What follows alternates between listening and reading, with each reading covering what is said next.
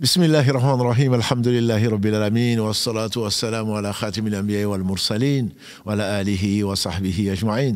Donc, on commence par le nom d'Allah, le premier qui n'a pas de début, le dernier qui n'a pas de fin, l'apparent, le dominant sur toute chose. Son nom prononcé sur une chose petite devient grande. Son nom prononcé quand la chose est difficile, elle devient facile. Son nom prononcé dans une tristesse devient de la joie. La situation, il la change. Son nom, c'est Allah. Nous le louons et nous attestons qu'il est le seul digne d'adoration. Nous attestons de la prophétie, de l'exemplarité de Mohammed, qu'Allah le bénisse, et le modèle à suivre, donc en tout cas pour les musulmans. Qu'Allah subhanahu wa ta'ala soit loué pour tout ceci et il est certainement le digne des louanges. Ensuite, donc, Allah nous a dit qu'il faut jeûner, comme on a vu dans le verset 183 de la sourate Al-Baqarah, pour un but qui est le but donc d'atteindre la piété. Qu'est-ce que c'est que la piété? Donc on fait dire Talha ibn Habib que la piété c'est l'obéissance à Allah à partir des ordres d'Allah, min nourillah, une lumière venant d'Allah et en espérant donc sa récompense.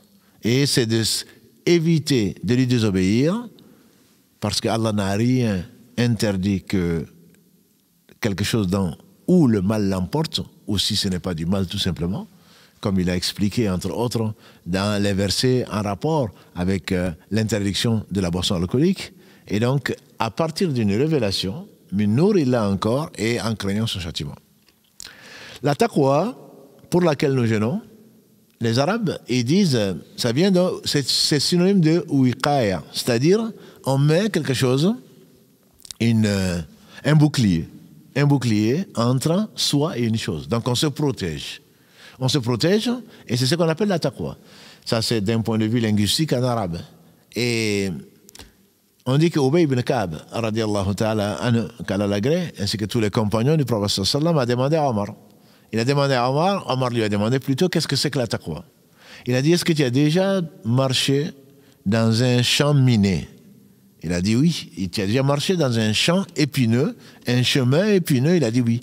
Il dit alors qu'est-ce que tu fais? Il a dit j'ai fait attention de ne pas être piqué par les épines. Il dit ben c'est ça la taqwa. C'est-à-dire cette vie est sémée d'embûches. Cette vie a été créée pour nous mettre à l'épreuve. Donc tu fais attention de ne pas tomber dans les pièges de Satan sur lui ce qu'il mérite. La taqwa donc est tout à fait générale. Et certains savants disent que c'est synonyme de al-birr. Et c'est pour cela qu'aujourd'hui, on va parler, Inch'Allah, de Ayatul Bir, qui est ce qu'on appelle le verset du bien, ou de la bonté, qui est le verset 177 de la sourate Al-Baqarah. Allah dit, Laysa al-birra an tuwallu wujuhakum qibla al-mashriq wal-maghrib. Le bien ne consiste pas à ce que tu tournes ta face, donc administrativement, vers l'Orient ou vers l'Occident. Al-bir, c'est le bien. Certains le traduisent par piété, parce que c'est souvent synonyme. Quand on parle de piété, on parle de bien. Quand on parle de bien, on parle de piété, sauf si on parle des deux en même temps. Si on parle des deux en même temps, al-bir, c'est le bien, le fait de faire les bonnes œuvres.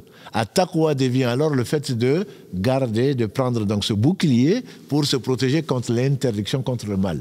Mais sinon, quand on parle de piété, à taqwa, on parle de birr, c'est-à-dire le bien. Quand on parle de bien, on parle de taqwa. C'est comme miskin et faqir, le pauvre et le miséreux. C'est synonyme. Et c'est comme l'islam et la foi. Al-iman wal-islam. Quand on parle de l'islam, ça contient et la foi et les actes. Quand on parle de foi, on parle des croyants. On parle donc de pratique et en même temps on parle de la croyance. Mais quand les deux sont cités, les deux sont différents comme le disent les savants. Donc al-bir, Allah définit le verset du bir, 177 de la sourate Al-Baqarah. Le bir, le bien ce n'est pas ce que nous pensons. Le bien ce n'est pas moi je suis musulman. Le bien ce n'est même pas parce que je me dirige vers la Qibla, vers la Mecque ou vers Jérusalem. Non. Allah dit walakin al-birra man amana billahi jusqu'à la fin, c'est avant tout une croyance sincère, une croyance profonde à Allah subhanahu wa ta'ala. Le premier qui n'a pas de début, le dernier qui n'a pas de fin, l'apparent, le dominant sur toute chose, le sublime, le magnanime, le tout-puissant, l'omniscient, le sage par essence, par excellence, le digne des louanges, le tout-sachant. Donc c'est avant tout de croire en Allah et au jour du jugement dernier. Le prophète, que Dieu le bénisse, disait souvent, c'est celui qui croit en Allah et au jour du jugement dernier. En effet, dire je crois en Allah, je dirais c'est plus facile que de croire au jour du jugement dernier, dans la mesure où si vraiment tu crois au jour du jugement dernier, tu vas te préparer pour, en faisant le bien, tu vas investir dans le durable qui est l'éternité, le jour du jugement dernier. Et Allah dit donc que tu crois au livre que Allah a envoyé par miséricorde, donc au travers de différents messagers, culminant par le Coran, que tu crois aux différents prophètes, nous croyons tous à tous les prophètes sans exception, et ensuite, Allah dit, ça ne suffit pas, une croyance doit se traduire. La science utile doit se traduire par les bonnes œuvres.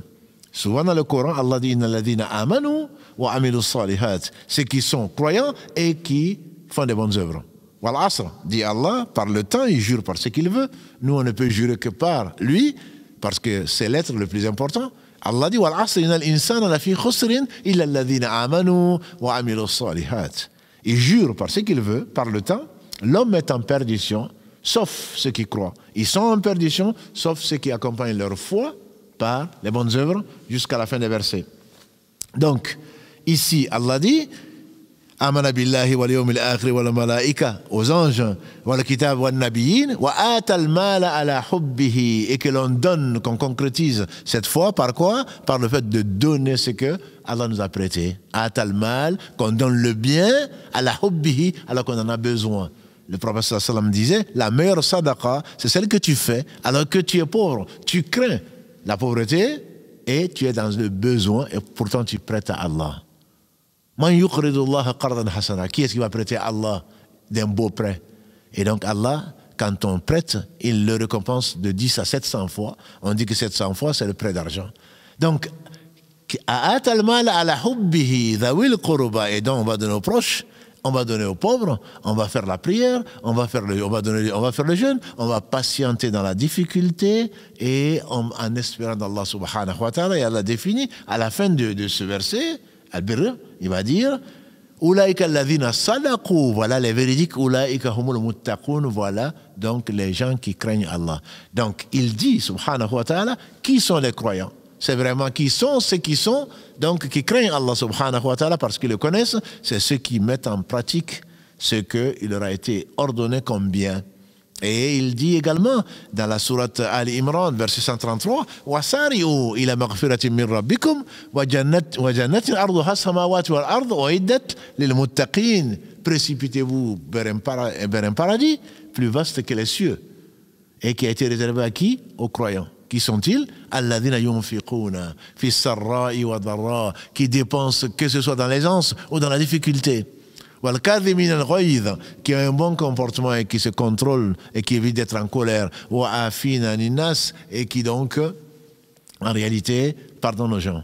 Si on veut revenir sur la taqwa, c'est tout le bien, c'est toute la religion en réalité. Allah commence son livre par là, Alif Lam Mim, Dhalika al-kitabu la rayba fi, hudal lil muttaqin. Ce Alif Lam Mim, ce livre, il n'y a point de doute dessus. C'est un guide pour les pieux. Donc on va prendre tout le Coran, donc qui va nous montrer la parole d'Allah subhanahu wa ta'ala incréée, qui va nous dire ce que Allah aime.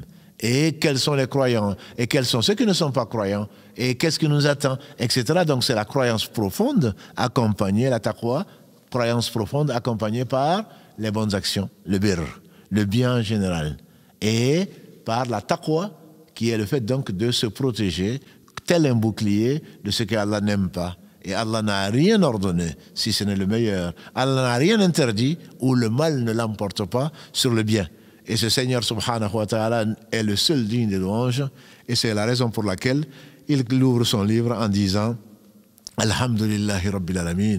Si on le connaissait certainement, on l'aimerait. Et c'est grâce à lui, au travers de la foi, au travers de l'envoi des prophètes, au travers de ce qu'il nous a révélé, et de sa protection éternelle, sa subsistance qu'il donne à ses amis comme à ceux qui sont ennemis d'eux-mêmes.